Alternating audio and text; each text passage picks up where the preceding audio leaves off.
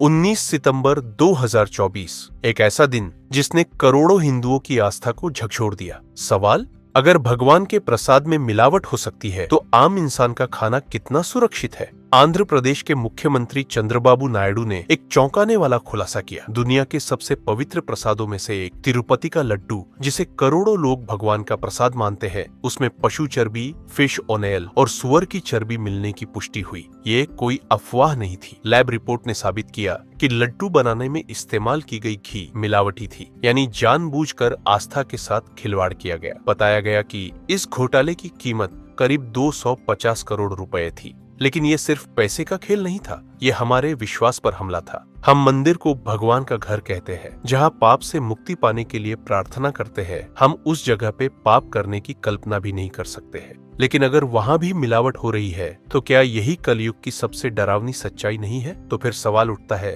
अगर भगवान का घर ही सुरक्षित नहीं, तो देश का बाकी सिस्टम कितना सुरक्षित होगा? आज भारत के खाद्य पदार्थों में मिलावट एक धंधा बन चुकी है। कभी नकली घी, कभी मिलावटी पनीर, कभी जहरीले मसाले, तो कभी केमिकल से पके फल। आंकड़े बताते हैं कि भारत में हर 4 में से एक खाद्य पदार्थ सेफ्टी टेस्ट में फेल हो जाता है। दिवाली जैसे त्योहारों पर हजारों टन मावा, पनीर और मिठाइयां जब्त की जाती है, क्योंकि उनमें तेल, यूरिया, डिटर्जेंट और यहाँ तक कि पेंट तक मिला होता है। तो सवाल, क्या बिना राजनीतिक संरक्षण के इतना बड़ा मिलावट का कारोबार संभव है? क्योंकि पनीर को देखिए, 40% शाकाहारी आबादी के लिए ये प्रोटीन का बड़ा स्रोत है, लेकिन हालिया जांच में 83% पनीर सैंपल फेल हो गया और 40% सीधे खाने लायक भी नहीं पाए गए। घी, दूध, मसाले, तेल, फल, सब्जियां, हर चीज में मिलावट है। दूध में ग्लूकोज, यूरिया और पाउडर मिलाकर लोग करोड़पति बन गए। कुछ पकड़े भी गए, लेकिन ज्यादातर कानूनी लूपहोल्स से बच निकले। जब सज्जा नाम की कोई चीज नहीं,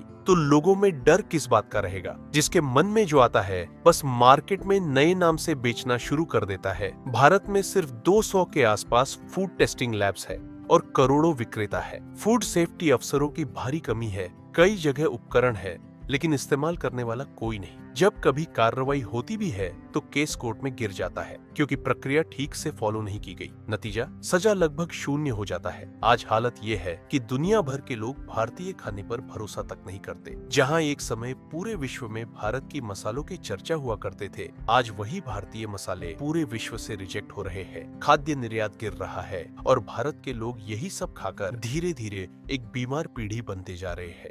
तो फिर सवाल उठता है, क्या विकसित भारत की नींव जहरीले खाने पर रखी जा रही है? ये सिर्फ स्वास्थ्य की नहीं, ये देश की नैतिकता की लड़ाई है। ये तो बात होगी समस्या की, लेकिन समाधान क्या है? समाधान ये हो सकते हैं, भारत के कानून सख्त हो, गलती पकड़े जाने पर कड़ी सजा देने का अधिकार हो, ज्यादा फूड सेफ्टी अफसर हो और बेहतर लैब्स हो। और इन सब की मदद से भारत की फूड सेफ्टी काफी बेहतर हो सकती है। लेकिन सरकार के साथ साथ हमें भी जागरूक होना होगा। तो फिर सवाल आता है, हमें क्या करना होगा? आपको बस छोटी छोटी बातों का ध्यान रखना होगा, जैसे लेबल पढ़िए, लाइसेंस नंबर चेक कीजिए और अगर गड़बड़ी दिखे तो शिकायत भी कीजिए, क्योंकि ये आपका अधिकार है। जब तक मिलावट करने वालों को सजा नहीं मिलेगी, तब तक ईमानदार उपभोक्ता यूं ही झर खाते रहेंगे। क्योंकि हम आखिर कब तक सिर्फ खबरें पढ़ते रहेंगे कि आज फिर से फूड पॉइजनिंग की वजह से हुआ 10 लोगों की मौत, या हम खबर से आगे बढ़कर अपने परिवार के खाने की सुरक्षा के लिए आवाज उठाएंगे? आप क्या सोचते हैं? कमेंट में बताइएगा। धन्यवाद।